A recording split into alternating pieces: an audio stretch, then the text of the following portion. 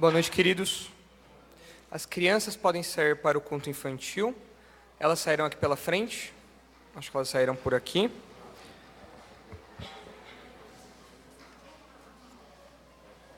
Enquanto isso, nós finalmente voltaremos um pouco para João, depois de algumas semanas longe aí, da nossa carta de 1 João. Depois de alguns sermões um pouco mais pesados, de temas um pouco diferentes do que geralmente estamos acostumados com 1 João, hoje nós voltamos para iniciar o último capítulo dessa carta, o capítulo 5. Se o Senhor permitir, esse ano nós terminamos ainda 1 João.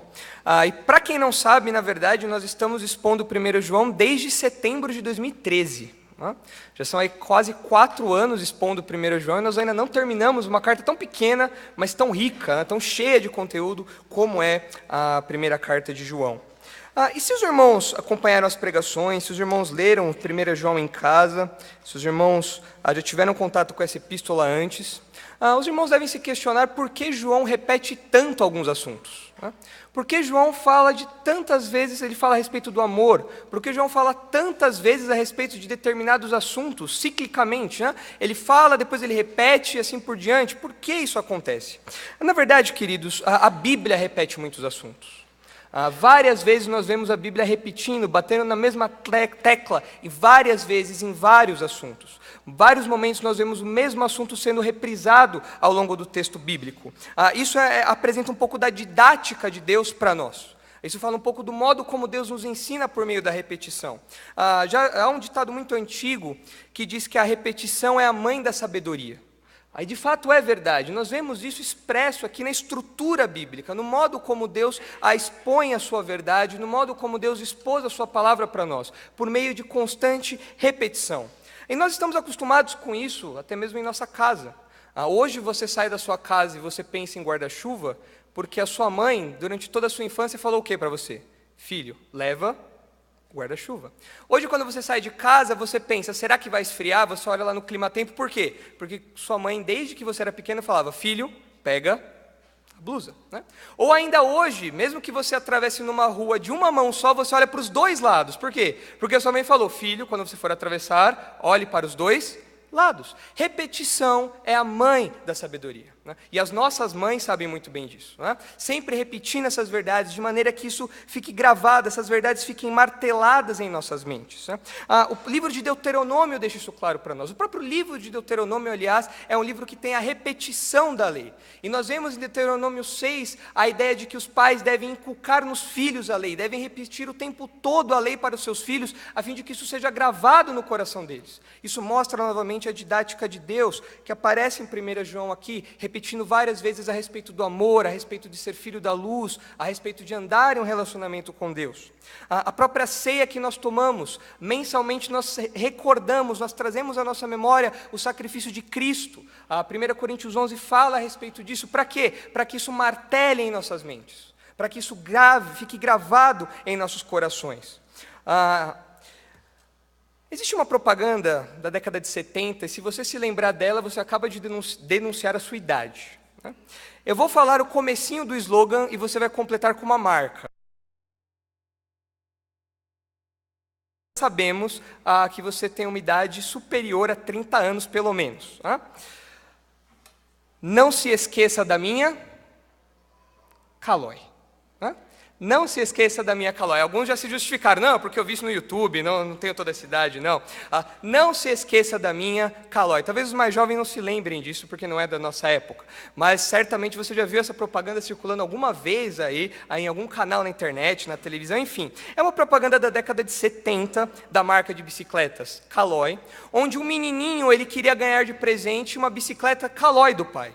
Então ele colocava um post-it, ele colocava um bilhete em todos os lugares. O pai ia pegar a toalha, quando ele saía do banho, tinha um bilhete lá, não esqueça da minha Calói. Ele ia pegar um copo, tinha lá, não esqueça da minha Calói. Ele ia pegar a roupa dele, tinha um bilhete, não esqueça da minha Calói. E quando nós olhamos para 1 João, nós vemos uma didática semelhante a essa.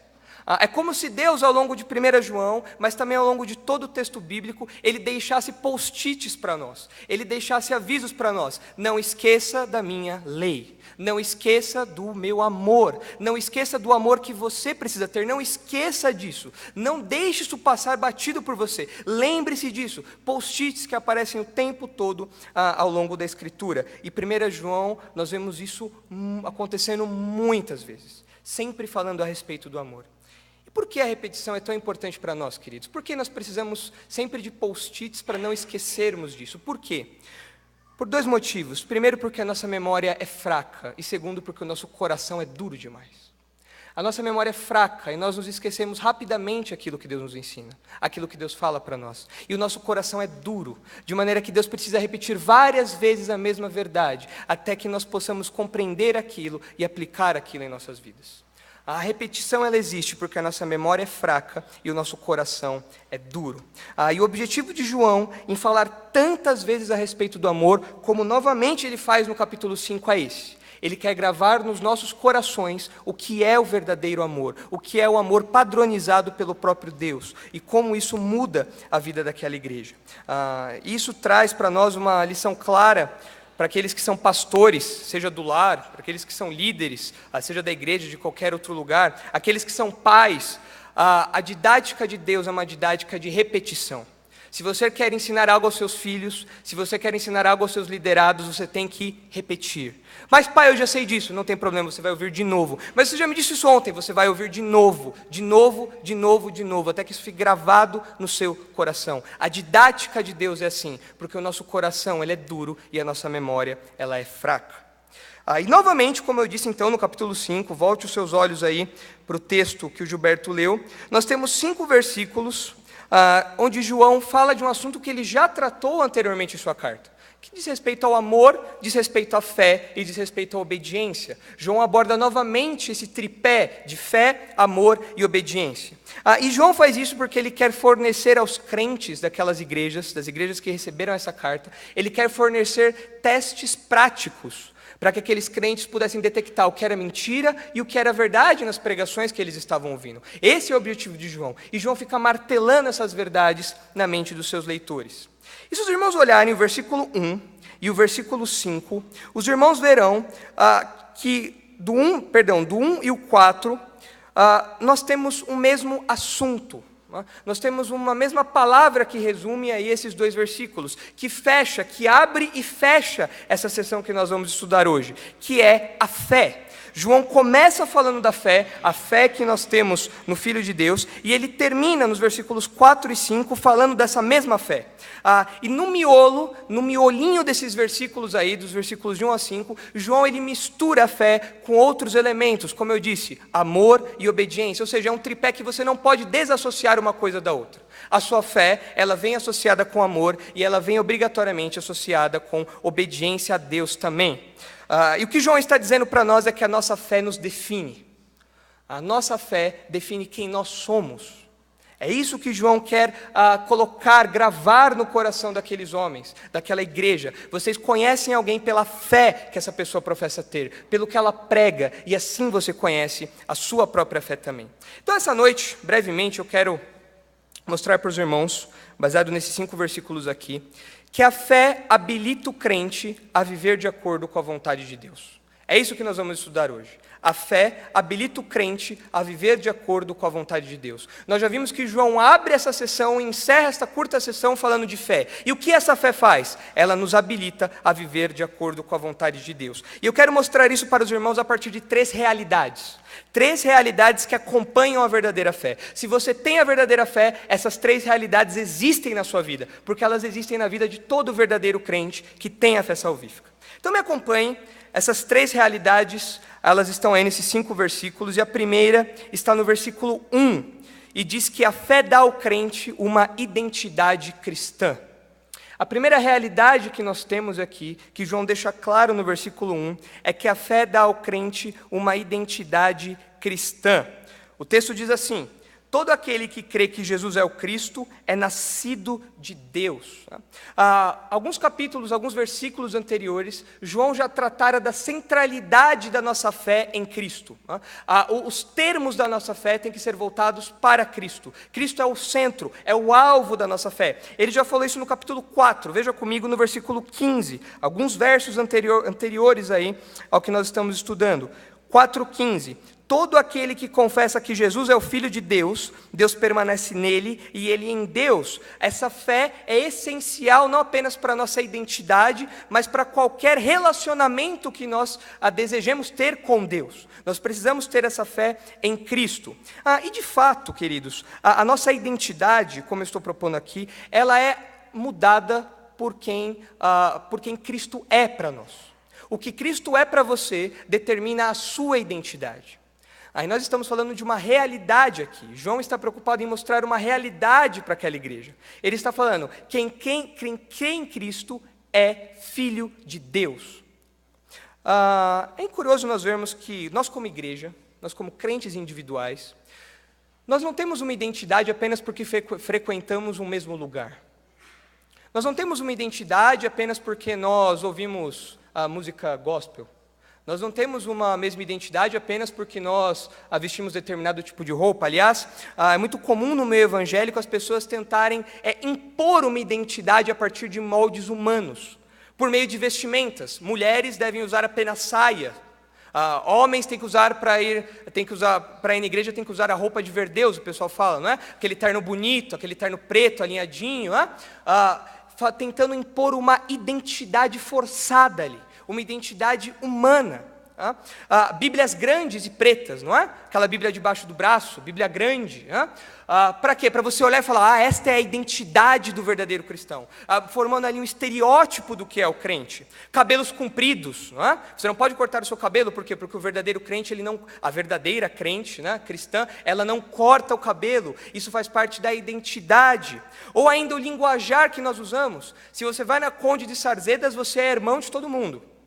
Porque ali existe o evangeliquez, né? É irmão, é abençoado, é pastor, é presbítero, é bispo, o evangeliquez do nosso dia a dia, e as pessoas pensam que isso é identidade cristã, mas João fala para nós que não, estes não são elementos sólidos que mostram de fato quem nós somos, isso não compõe a realidade da nossa identidade.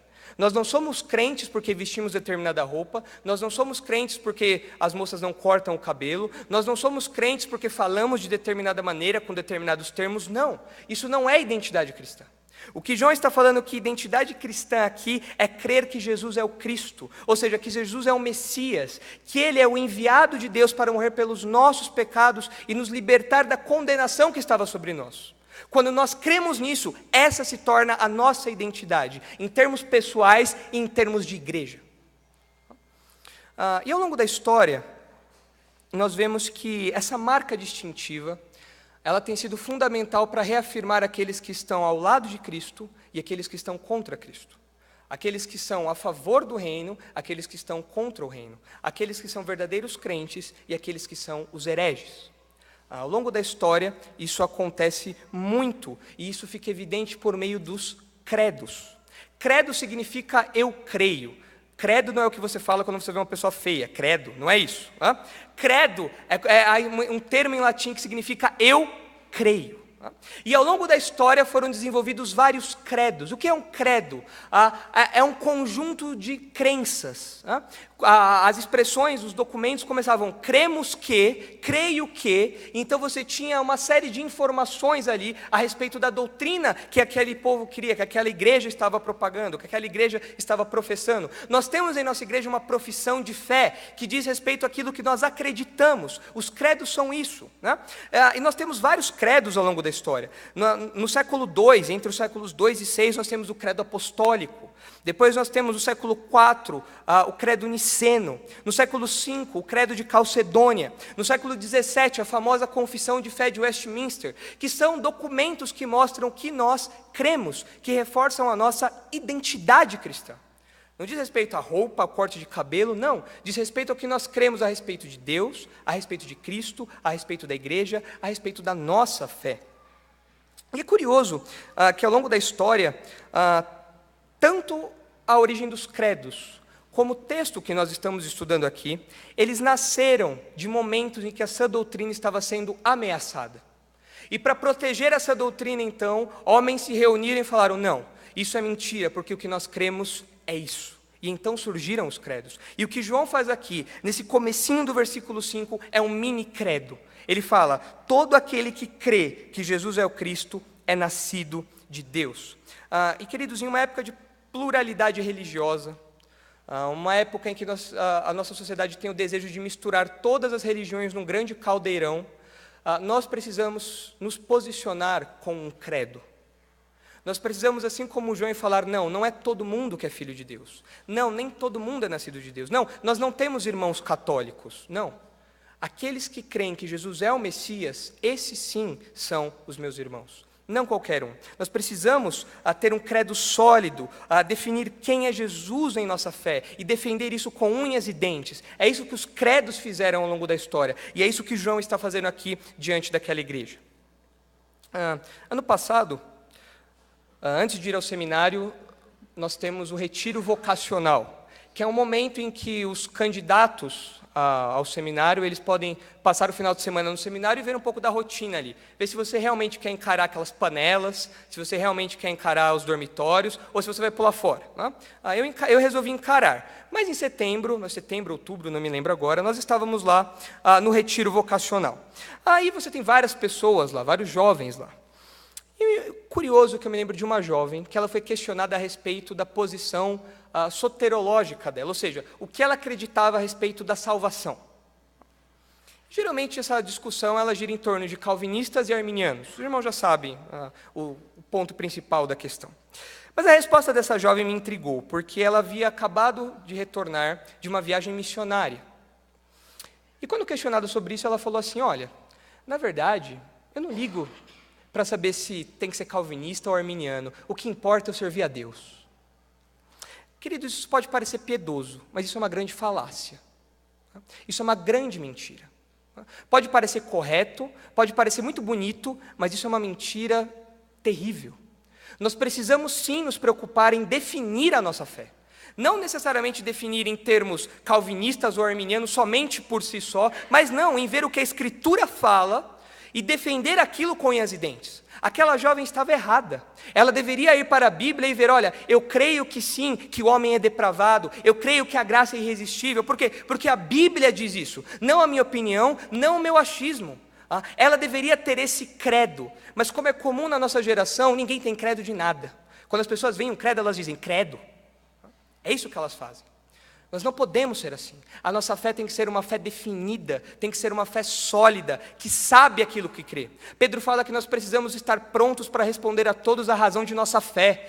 O que ela fez não foi responder a razão da fé dela. O que ela fez foi falar que ela não liga para o que a Bíblia fala. É isso que ela fez. E nós não temos autorização para isso. João não nos dá autorização para isso. Ele fala, quem crê que Jesus é o Cristo, é o Messias, este sim é filho de Deus. Os nossos credos, queridos, eles nos habilitarão, eles nos protegerão da mentira. Muitas vezes você já deve ter tido essa experiência, se aproxima algum adventista de você, se aproxima algum testemunha de Jeová, e você fala, nossa, é quase igual o que nós cremos, isso é mentira. E você percebe isso quando você começa, como num joguinho de 7 erros, você começa a detectar onde estão as diferenças cruciais, mas você só conseguirá fazer isso se a sua fé for uma fé definida.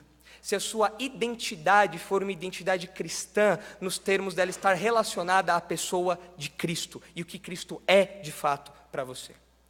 Por isso, queridos, esse não é um assunto que fica no seminário, essa não é uma discussão que fica no campo das ideias, essa é uma discussão que fala da nossa proteção como crentes e da proteção da igreja como coluna e baluarte da verdade. E o que nós fazemos com isso então? Com esse pequeno credo que João coloca aqui? Nós devemos avaliar os termos da nossa fé, queridos, constantemente. O que eu quero dizer com isso? Quando você está no metrô, quando você está no ônibus, quando você está no banheiro, no chuveiro, ao invés de cantar, ao invés de ficar pensando na morte da bezerra, você deve avaliar a sua fé. Como assim avaliar a minha fé? O que eu creio a respeito de Deus? Quem é Jesus para mim? O que significa para mim Jesus ser o Messias? É só um título?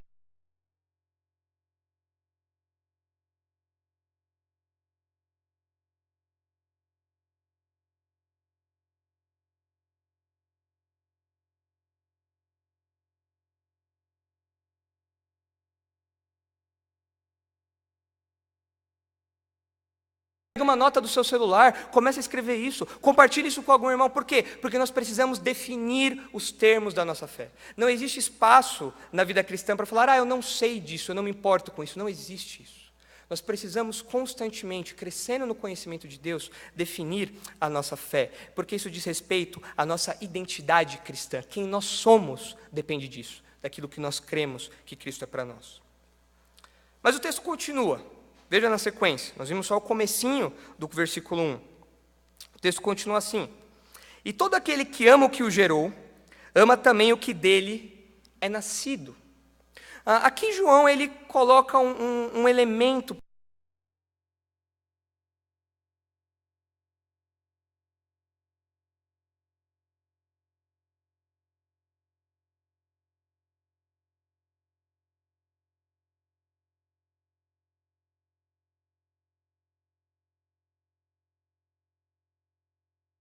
na ponta do papel isso, porque o texto fala que nós somos gerados por Deus, nós somos regenerados, feitos por Deus, nós somos novas criaturas feitas por Deus. Isso é algo muito claro na teologia de João. Vá comigo para para João, o Evangelho de João, capítulo 1. Abra comigo lá rapidamente, João, capítulo 1, onde nós percebemos de maneira clara como João ele olha para essa verdade, que nós somos gerados por Deus. O que significa isso? Ser gerado por Deus. Como assim? E como isso se relaciona com o amor que nós temos uns pelos outros? Nós teremos isso mais claro em nossa mente ao lermos João 1. Veja o que diz os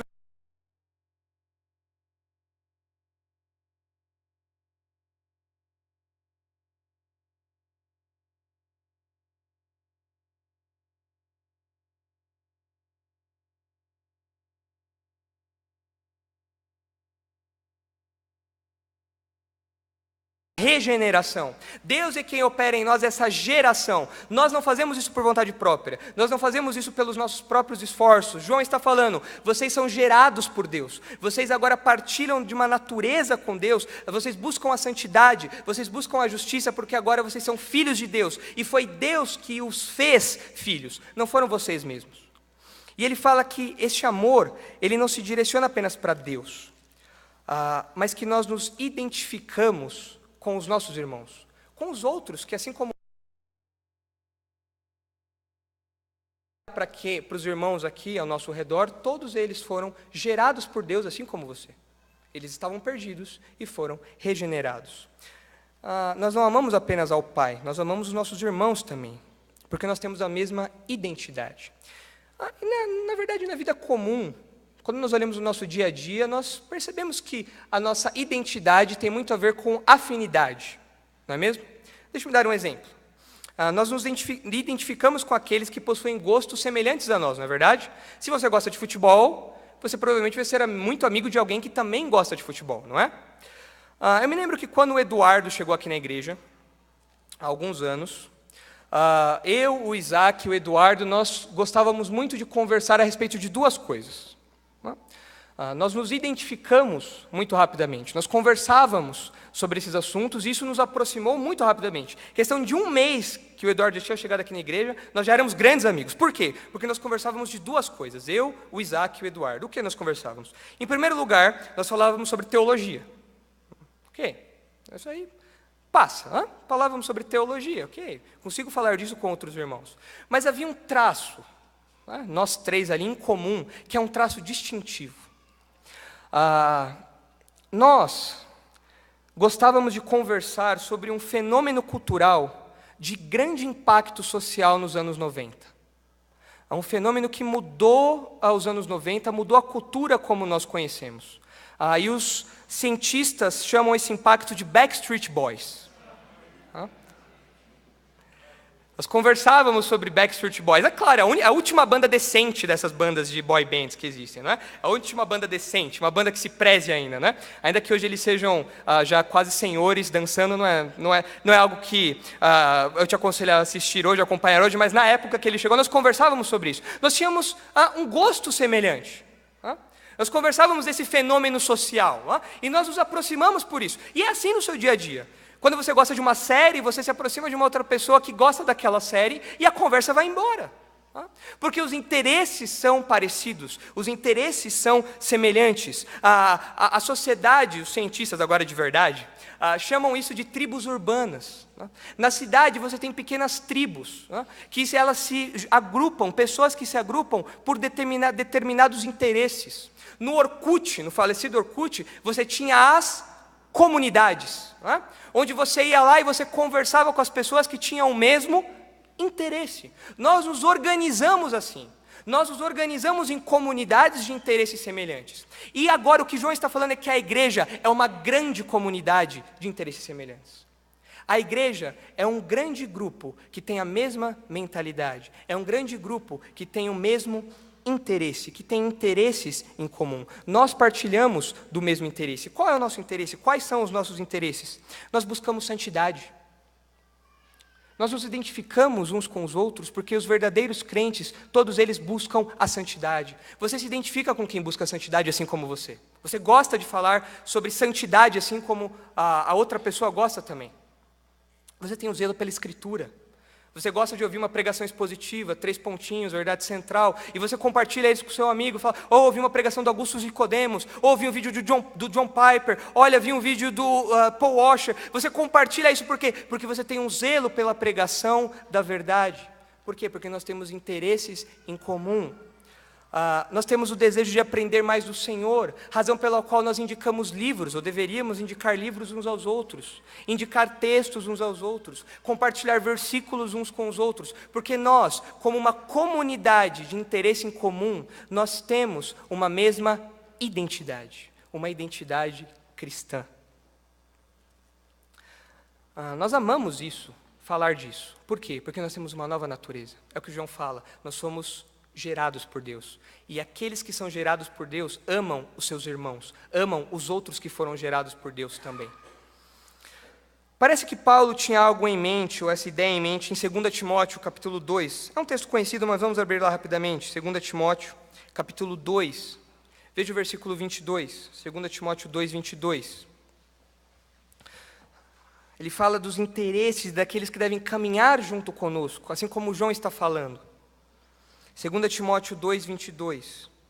Foge também das paixões da juventude e segue a justiça, a fé, o amor e a paz. Vejam aqui os interesses, os nossos interesses são esses.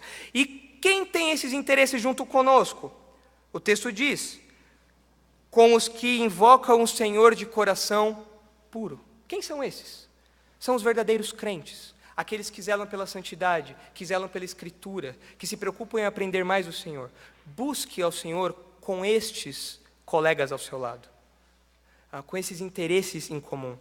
E a pergunta que surge diante disso, queridos, é quais são os seus, não apenas quais são os seus interesses, mas o que você e os seus amigos têm em comum? Quais são os elos de semelhança? O que identifica você com seus amigos? São palavrões? São piadas de duplo sentido? Seja pessoalmente, seja pelo WhatsApp, seja marcando alguém no Facebook.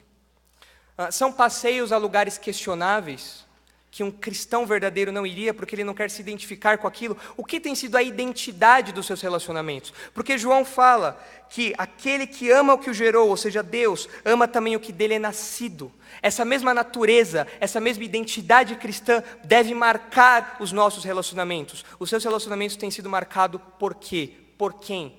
O que tem sido a identidade? Qual tem sido a sua identidade? Qual tem sido a identidade do seu grupo? O que tem marcado a sua vida? Nós amamos os nossos irmãos porque nós fomos gerados pelo mesmo Pai. E esse Pai, o nosso Pai, Ele é santo, Ele é justo, Ele é sábio. E nós buscamos isso com aqueles que creem nisso também, que creem que Jesus é o Cristo. Lembre-se disso, queridos. Nós temos uma identidade cristã e a fé verdadeira nos assegura isso. Essa é a nossa primeira realidade, uma identidade cristã. Isso comprova para nós que a fé habilita o crente a viver de acordo com a vontade de Deus. Apenas a fé verdadeira nos habilita, nos capacita a viver de acordo com a vontade de Deus. Vamos agora então para a segunda realidade. Acompanhem comigo.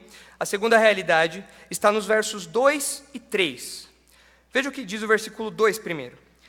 Assim sabemos que amamos os filhos de Deus, se amamos a Deus e guardamos os seus mandamentos. João agora vai nos dizer que o zelo pela santidade é uma expressão de amor aos nossos irmãos. O modo como João coloca aqui é um elemento esclarecedor para nós, porque muitas vezes nós questionamos: como eu posso amar mais o meu irmão? Eu já estou atento às necessidades dele, eu já me preocupo com ele, eu já desfruto de comunhão com ele, como eu posso então amar ainda mais o meu irmão? Como eu posso crescer em amor para com o meu irmão? Como eu posso fazer isso? João nos diz aqui, ele diz que nós sabemos que amamos os filhos de Deus quando nós amamos a Deus e obedecemos aos mandamentos de Deus. João coloca esse binômio aqui. Como eu sei que eu amo meu irmão? Quando eu amo a Deus e quando eu obedeço aos mandamentos de Deus. E de fato nós percebemos uma relação entre amor e obediência, por exemplo, nos 10 mandamentos. Paulo comenta sobre isso. Vamos lá, por favor, para Romanos capítulo 13, rapidamente, Romanos 13, onde Paulo ele mostra para nós que, de fato, há uma relação estreita entre amar aos meus irmãos e obedecer a Deus, que é o que João está falando aqui. Romanos capítulo 13, isso fica claro para nós. Paulo comenta a respeito disso. Veja o que ele diz. Geralmente quem estuda, os estudiosos dividem os 10 mandamentos em 2 grupos. Aqueles mandamentos que se referem a Deus e aqueles mandamentos que se referem ao próximo. E esses 2 grupos, eles fazem essa divisão baseado no próprio resumo que Jesus faz da lei. Amarás ao Senhor teu Deus de todo o teu coração e amarás ao próximo como a ti mesmo. Mas quando nós obedecemos a Deus, e é isso que João está falando aqui, isso se reflete em amor aos nossos irmãos. Como assim? Como eu obedeço a Deus e consequentemente amo os meus irmãos? Ou como o amor aos meus irmãos é expresso na obediência a Deus? Como acontece isso? Paulo esclarece para nós. Veja Romanos 13, o versículo 8. Não fiqueis devendo coisa alguma a ninguém, a não ser o amor de uns para com os outros, pois quem ama o próximo tem cumprido a lei. Portanto, não adulterarás, não matarás, não furtarás, não cobiçarás, ou qualquer outro mandamento, tudo se resume nisso: amarás o teu próximo como a ti mesmo. O amor não faz o mal ao próximo, de modo que o amor é o cumprimento da lei. Quando eu obedeço a Deus, quando eu obedeço à lei de Deus, quando eu obedeço aos mandamentos de Deus, eu estou demonstrando amor cristão pelos meus irmãos. Isso, queridos, é mais uma razão para você e eu batalharmos pela nossa santidade. Quando nós estamos diante da tentação, quando nós estamos diante ali às portas do pecado, geralmente nós pensamos na santidade como algo abstrato demais. Nós pensamos que a santidade o pecado vai ferir apenas a santidade de Deus, mas o que João está falando aqui é que quando nós pecamos, nós não ferimos a santidade apenas de Deus. Nós estamos também não exercendo o amor pelos nossos irmãos. Quando eu peco, eu estou ofendendo os meus irmãos. Quando eu peco, eu estou machucando os meus irmãos.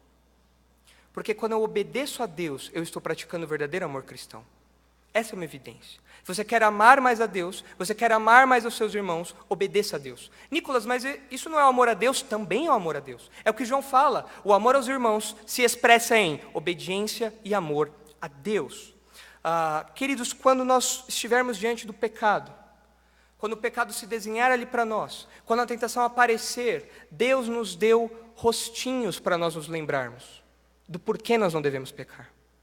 Não apenas a realidade de que Deus nos salvou, de que Cristo nos salvou, mas quando eu estiver à porta do pecado, eu tenho que lembrar do rosto do Gabriel, eu tenho que lembrar do rosto do Mateus, eu tenho que lembrar do rosto do Felipe, eu tenho que lembrar do rosto do Júlio. Por quê? Porque eles, quando eu peco, eu estou ofendendo a eles também. Eu estou quebrando uma unidade que Deus formou ao nos constituir uma grande família. Eu estou ofendendo a eles. Nós somos filhos de um mesmo pai, nós partilhamos os mesmos interesses, e quando eu peco, essa ofensa atinge aos meus irmãos também. E agora, por outro lado, quando eu obedeço às ordens de Deus, quando eu sigo ali a lei de Deus, quando eu procuro santidade, quando eu fujo do pecado, resisto ao pecado, eu estou praticando o verdadeiro amor cristão. Eu estou amando o Gabriel, eu estou amando o Júlio, eu estou amando o Carlos, o Felipe, eu estou amando os meus irmãos. 1 João, volte lá rapidamente, 1 João no capítulo 4, nós percebemos um pouco dessa realidade. Veja o versículo 20, um pouco acima do que nós estamos estudando. Se alguém diz eu amo a Deus e odeia seu irmão, é mentiroso. Pois quem não ama seu irmão a quem viu, não pode amar a Deus a quem não viu. A santidade, queridos, o que deve nos impelir a ser santos, além, é claro, do nosso compromisso com Deus, é o compromisso que nós temos uns com os outros. E a Bíblia é repleta de uns com os outros. Isso deve nos mover. Quando nós obedecemos às ordens de Deus, então nós estamos exercendo amor aos nossos irmãos. Deixe-me dar aqui 2 exemplos de como isso acontece, 2 casos em que isso pode acontecer. Homens, casados ou solteiros, diante de suas esposas, suas namoradas, suas amigas ou não, homens. Quando nós assistimos a algum filme ou algum seriado no cinema, em nossa casa, e é colocado diante de nós uma cena de nudez, qual é a nossa reação? O nosso amor a Deus deve automaticamente fazer com que nós viremos o nosso rosto e não vejamos aquilo. Porque aquilo é imoralidade, aquilo ofende a Deus. E Deus ordena que nós fujamos da imoralidade. Ok? Esse é meu amor a Deus. Mas ao virar o meu rosto e não ver aquela cena, eu estou também amando as minhas irmãs, porque eu estou protegendo a imagem delas na minha mente. Eu estou protegendo aquilo que Deus considera digno, aquilo que Deus considera santo, aquilo que Deus considera puro. Eu estou protegendo aquilo, não vendo aquela imagem. Então, ao virar o meu rosto, eu estou fugindo da imoralidade. Eu estou obedecendo a ordem de Deus, o meu amor pessoal a Deus, mas eu estou praticando o amor cristão, porque eu estou ajudando a proteger a minha irmã, a minha esposa, a minha namorada, a minha noiva. Casais, quando discutem, ao exercer o domínio próprio e não tacar panela, prato, quebrar porta, seja lá o que for, quando os casais exercem domínio próprio no momento de discussão, eles estão preocupados no seu amor a Deus, porque o domínio próprio diz respeito ao nosso relacionamento com Deus. Eu estou obedecendo a Deus, Deus ordena que eu tenha domínio próprio, mas mais do que isso, ao obedecer esta ordem, ao obedecer este mandamento, eu estou conduzindo o meu cônjuge em amor, em paz, eu estou zelando pela paz, mesmo em meio a uma discussão. Eu não estou levando o meu irmão ao pecado, ao pecar. Ou seja, eu estou obedecendo a Deus, mas essa obediência, ela se expressa em amor para com o meu irmão. A dinâmica é essa, queridos. Obedecemos a Deus e isso se reflete em amor ao próximo.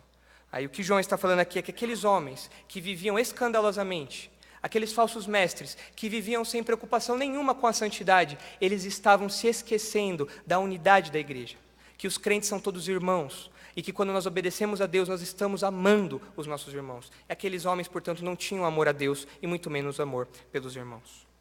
Mas o texto continua, vamos para o versículo 3 agora. Nós estamos falando de uma obediência amorosa. Esta é a segunda realidade que aparece aqui para nós, uma obediência amorosa. Nós amamos os nossos irmãos e nós obedecemos aos mandamentos de Deus. E o versículo 3 complementa isso, ele diz assim: porque o amor de Deus está nisto, em guardarmos seus mandamentos, e seus mandamentos não são um peso. A nossa nova natureza faz com que os mandamentos de Deus não sejam penosos para nós. Quando nós vemos Deus falando para nós não fazermos isso, quando nós lemos Deus nos orientando a agir de determinada maneira, isso não é um peso para nós. Por quê? Porque nós temos novos interesses. Porque a nossa nova natureza diz que é aquilo que nós precisamos para realmente sermos felizes. É aquilo que nós precisamos para realmente encontrar a santidade, a verdade, a justiça. A nossa nova natureza faz com que os mandamentos de Deus não sejam um fardo, não sejam um peso, como João diz aqui para nós. João, na sua epístola, no capítulo 2, acompanhem comigo rapidamente. Eu estou voltando para os irmãos verem como esse assunto é martelado por João. João está sendo didático, ele quer que essas ideias se fixem em nossas mentes. Vejam o capítulo 2, o versículo 29. Diz assim: se sabeis que ele é justo, sabeis que todo aquele que pratica a justiça é nascido dele. Nós obedecemos a Deus porque nós somos nascidos, nós somos gerados de um Deus justo. A nossa identidade está em um Deus justo, em um Cristo justo. Aliás, o próprio Jesus, ele compara o seu fardo com o fardo dos mestres da lei, com o fardo ali dos fariseus. Ele diz que aqueles homens, eles colocavam regras e mais regras, e eles mesmos não ajudavam a levar aquilo que eles colocavam sobre o ombro dos outros. Eram regras e mais regras, regrinhas, que tornavam a vida dos fiéis um fardo, insuportável de carregar. Mas em comparação, em Mateus 11, Jesus fala que o fardo dele é leve. E por que o fardo dele é leve? Como o fardo dele é leve? Que é o que João está falando aqui. Os mandamentos de Deus não são um peso. Por quê? Porque nós temos um novo coração. Queridos, eu comentava isso ontem com os jovens. Santidade não é regrinhas. Santidade não consiste em não toque, não faça. É isso que Colossenses fala para nós. Santidade não é isso. Santidade não é você ter lá um compêndio de regras de pode e não pode. Isso não é santidade. Santidade é você ter um entendimento correto daquilo que é a vontade de Deus. E aquilo ser tão precioso, aquilo ser tão verdadeiro, que na sua mente não existe espaço para outra coisa senão aquilo. Isso sim é santidade. Não é simplesmente você viver baseado em regrinhas, porque regrinhas não vão te segurar. Regrinhas não vão fazer você ser mais santo, ainda que eventualmente você possa, para efeito pessoal, usar de algumas regras pessoais para proteger a si mesmo. Porém, isso não garante a sua santidade. Regras por si só não garantem a nossa santidade. O que garante a nossa santidade é uma renovação de mente. Nós somos filhos de Deus, nós somos gerados por Deus, a nossa mente agora é uma mente diferente, é uma mente transformada, é uma mente com outros desejos, com outros pensamentos. Isso é a busca pela santidade. Quando eu tiro um conceito ruim, e ao invés de colocar uma regrinha vazia, eu coloco um entendimento daquilo que é correto, daquilo que é santo, daquilo que é puro, daquilo que a Bíblia diz que é a verdade. E então nós aplicamos isso à nossa vida. Ontem, com os jovens, eu ilustrei isso com o exemplo do sexo antes do casamento. Por que um casal de namorados, de noivos, não deve fazer sexo antes do casamento? Não é porque existe uma regrinha falando que não pode isso. Não é simplesmente uma regrinha que diz não faça isso, não. É o entendimento correto de que a atividade sexual, ela existe dentro dos limites do casamento. E ela tem que ser desfrutada dentro desses limites. E fora disso, não existe realização. Fora disso, só existe culpa, sofrimento, dor. Porque Deus fez isso para ser desfrutado dentro do casamento. Não é uma regra vazia. Isso parece uma regra vazia para vocês? Não. É um entendimento correto do que é a santidade, do que é a justiça, do que é a lei de Deus. Por isso, queridos, João está falando que nós obedecemos de maneira amorosa. Esta é a segunda realidade que nós como crentes desfrutamos, uma obediência amorosa. Nós obedecemos a Deus de livre vontade, nós queremos obedecer a Deus, porque Deus é santo, porque Deus é puro, e nós queremos isso para as nossas vidas. Isso comprova para nós que a fé habilita o crente a viver de acordo com a vontade de Deus. Somente a fé em Cristo habilita o crente a viver de acordo com a vontade de Deus. Não a fé daqueles mentirosos que estavam tirando a paz dos leitores de João. Nós vimos até agora duas realidades. A primeira realidade, uma identidade cristã. E a segunda realidade, uma obediência amorosa. E nos dois últimos versículos, por fim, nós temos a última identidade, e diz respeito a uma vitória indestrutível. Três realidades, uma identidade cristã, uma obediência amorosa e, por fim, uma vitória indestrutível. Veja o versículo 4 e o versículo 5. Pois todo o que é nascido de Deus vence o mundo. E esta é a vitória que vence o mundo, a nossa fé.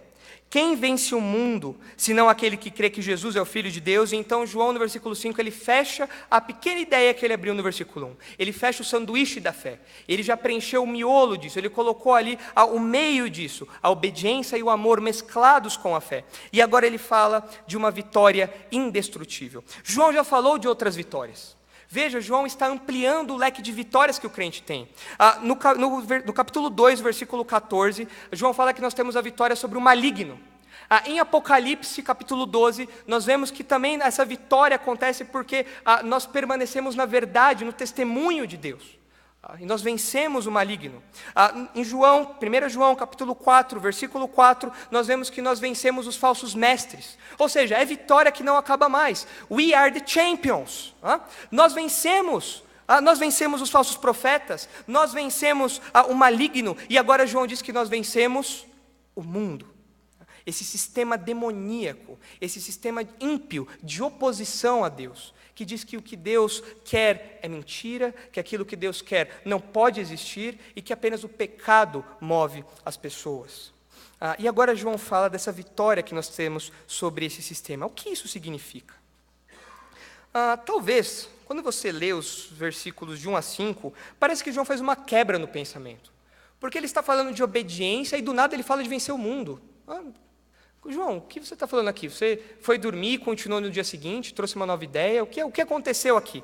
Na verdade, não, queridos. João ainda está falando de obediência. Ele está falando para nós que agora que nós somos filhos de Deus, nós somos habilitados a obedecer a Deus, apesar da influência maligna do mundo. Nós, os crentes, capacitados pelo Espírito, regenerados por Deus, agora nós podemos resistir às tentações do mundo. Nós podemos vencer o mundo. Nós podemos obedecer a Deus livre da influência do mundo. Nós podemos resistir a isso e assim obedecer a Deus. Pela fé, nós não seremos condenados como o mundo. João já disse que o mundo passa, mas nós obedecemos a Deus e, portanto, nós permaneceremos. Nós não seremos julgados, condenados com o mundo, e nós podemos obedecer agora a Deus. O mundo não pode obedecer a Deus, porque o mundo vive debaixo do maligno, do domínio do maligno, ditado pelo seu próprio pecado, pelo seu coração pecaminoso. O crente não. O crente consegue agora obedecer a Deus. A fé santifica o nosso coração. E aquilo que era o grande trunfo do mundo, aquilo que o mundo falava, você tem um coração pecaminoso, você tem que ouvir o que eu estou falando, esse trunfo não existe mais. O nosso coração é outro agora. O nosso coração foi santificado, foi purificado, e agora nós podemos sim obedecer a Deus e resistir ao mundo. E quando João escreveu, o sistema ímpio daquela época talvez pudesse ser representado em Roma, pela cidade de Roma. E o que representava Roma ali na época? Imoralidade, corrupção, idolatria. Mas o que João está falando é que aqueles crentes, eles podiam resistir a tudo isso. Eles não cederiam às pressões de Roma. Eles não cederiam à idolatria, à imoralidade, à corrupção. Queridos, nós temos um sistema ímpio vigente hoje. Talvez hoje não mais em uma cidade, representado em uma cidade, mas representado em um mundo de uma escala global. Talvez representado em Hollywood. Nós podemos resistir aos conceitos mundanos de Hollywood. Nós podemos resistir à imoralidade, à corrupção de Hollywood. Nós podemos resistir a isso. Nós podemos resistir à tentação de adotar uma cosmovisão, uma visão de mundo. Nós podemos resistir a essa ideia e permanecer firmes, obedientes a Deus. Nós podemos fazer isso agora. Por quê? Porque nós somos filhos de Deus. Nós somos gerados por Deus. Nós somos capacitados agora pelo próprio Deus a isso. Queridos, nós não podemos adotar uma cosmovisão mundana. O modo como o mundo vê a vida não é o modo como nós devemos encarar a vida. Nós não devemos comprar estes princípios. Ontem também, conversando com jovens, eu falava a respeito do rumo que a pornografia tem tomado em nossos dias. Antigamente você tinha isso contido em sites e revistas. Hoje você tem isso sendo vendido em livros. Se você acessa o site da Amazon, você vai ver que os livros mais vendidos são livros de pornografia explícita. De 50 tons de cinza, é fichinha perto das capas que você verá ali na Amazon. Nós temos o sexo fora do casamento sendo incentivado por meio da música. A cultura musical agora, por meio de ritmos sensuais, por meio de histórias de romance que parecem bonitinhas, o homem conhece a moça, eles estão apaixonados, nossa, eles estão sentindo algo muito forte, e então eles passam a noite juntos. Isso é vendido pela indústria da música agora, em ritmos sensuais, em notas musicais bonitinhas, que agradam aos nossos ouvidos. E você canta isso e você nem sabe o que está cantando. Linguagem sexualizada. E eu não estou falando de funk aqui, queridos, eu estou falando de música. Eu não estou falando de funk. Música de verdade. Música que você vê que os artistas tiveram trabalho para compor aquilo, mas ele é carregado de uma cosmovisão mundana. Ele é carregado de ritmos sensuais, histórias imorais e linguagem sexualizada. Na música. E muitas vezes nós adotamos essa visão que o mundo tem sobre sexo, inocentemente. Nós ouvimos a música e falamos, não, isso não vai me impactar. Isso vai impactar. Lembre-se, a repetição é a mãe da sabedoria, só que a repetição, segredo, também pode ser usado para o mal. E se você repete muito uma ideia, muito uma cosmovisão mundana na sua mente, cedo ou tarde, aquilo vai encontrar morada no seu coração. A fé nos capacita a obedecer a Deus e não ceder às pressões do mundo. O mundo passa, nós permanecemos, nós obedecemos a Deus. Mas como nós vencemos? João fala no versículo 4 que a nossa fé vence o mundo. Quem vence o mundo, senão aquele que crê que Jesus é o Filho de Deus? Como nós vencemos? Afinal de contas, A João já disse que nós pecamos, e se nós falamos que nós não temos pecado, nós estamos mentindo, porque nós pecamos diariamente, eu peco diariamente. Como assim? Às vezes eu venço, tudo bem, eu venço, eu não cedo às pressões do mundo, eu não cedo às pressões do meu próprio coração, mas João fala de uma vitória constante aqui. O verbo utilizado aqui, ele está no presente, denotando uma vitória constante, uma vitória sem fim, como nós estamos falando, uma vitória indestrutível, inquestionável. Como? Como é essa vitória? Os irmãos sabem a origem do nome da marca Nike? Os irmãos sabem? Aquele tiquezinho? Os irmãos sabem de onde vem a palavra Nike, o que representa a palavra Nike? A palavra Nike, ela foi inspirada, a marca Nike, ela foi inspirada numa deusa grega chamada Nike. Nike, Nike. E Nike é a deusa da vitória. É por isso que os atletas que usam Nike, eles são vitoriosos, porque eles usam Nike. Essa é a ideia. E o símbolo da Nike, ele vem inspirado na asa. Essa deusa grega Nike, ela era uma deusa alada. E aquele símbolo não é um certo, aquilo é uma asa. E ela é a deusa da vitória. Na mitologia, Atenas vencia as batalhas porque ela tinha Nike ao seu lado.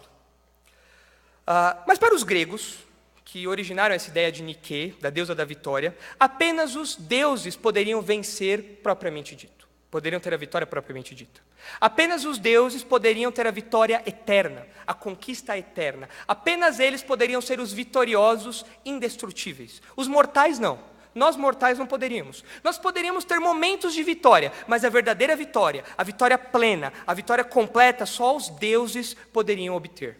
E Nike era a representação disso, da própria vitória. Os mortais, os homens, não poderiam ter uma vitória plena. Só os deuses podiam ter isso.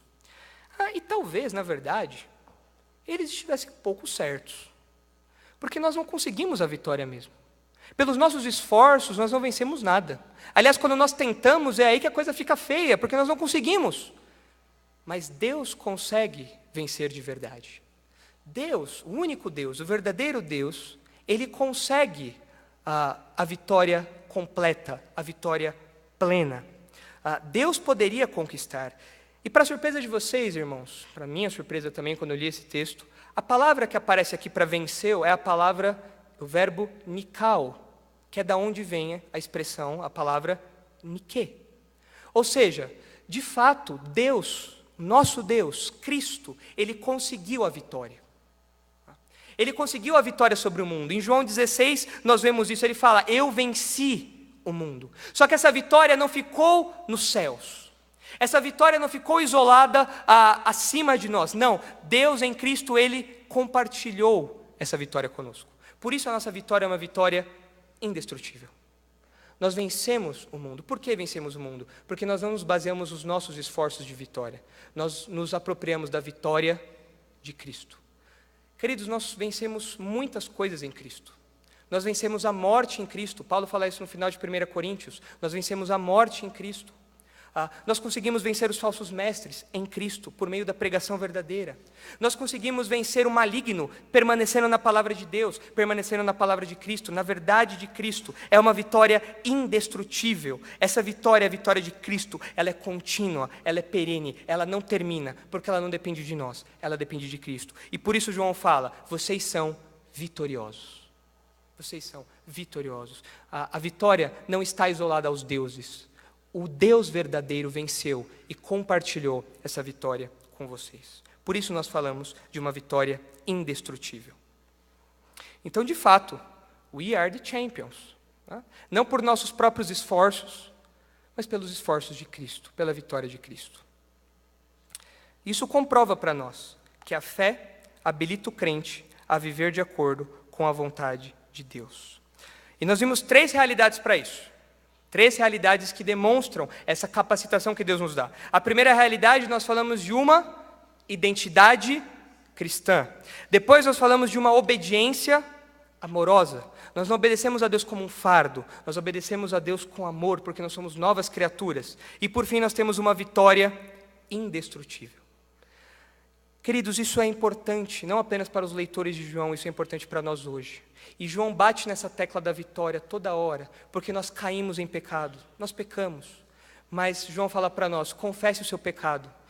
Cristo é fiel e justo para perdoar o seu pecado. A vitória que Ele conquistou para você apagará o seu pecado. Você vencerá o mundo. Você não cederá às pressões do mundo. E isso João bate várias vezes. Por quê? Porque o nosso coração é duro e a nossa memória é fraca. Lembre-se disso, querido, ao longo da semana. Lembre-se dessas verdades ao longo da semana. Se possível, coloque um post-it na sua geladeira. As pessoas geralmente colocam na geladeira porque é o lugar onde a gente mais vai, né? Coloque lá. Ao invés de não esqueça da minha calói, coloque essas realidades, uma identidade cristã, uma obediência amorosa e uma vitória indestrutível. Que essas verdades, queridos, nos tornem mais santos, porque o nosso Pai é um Pai santo. Vamos orar. Senhor, nós te agradecemos por 1 João. Obrigado porque a estrutura, Pai, desse livro mostra a sua preocupação em nos ensinar, Pai. Obrigado porque, a partir de João, nós vemos que a repetição nos assegura, nos dá segurança, Pai. Que essas verdades, elas se fixem em nossos corações. Que nós possamos batalhar pela santidade com mais afinco. Que nós possamos descansar na certeza de que o Senhor venceu por nós e não depende da nossa vitória a luta contra o pecado.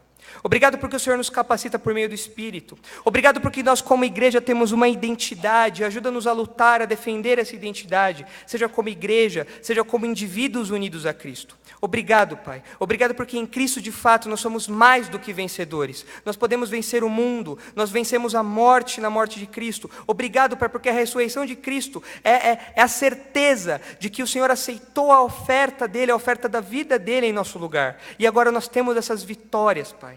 Obrigado, Senhor. Ajuda, por favor, a que nós fixemos essas verdades em nossas mentes, para que nós diariamente nos lembremos delas, e que assim, Pai, nós possamos ter o coração assegurado, o coração tranquilo, o coração seguro, de que o Senhor é o nosso Pai, nós somos seus filhos, e nós desfrutamos de uma comunhão amorosa com os nossos irmãos.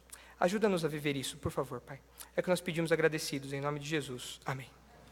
Obrigado, queridos.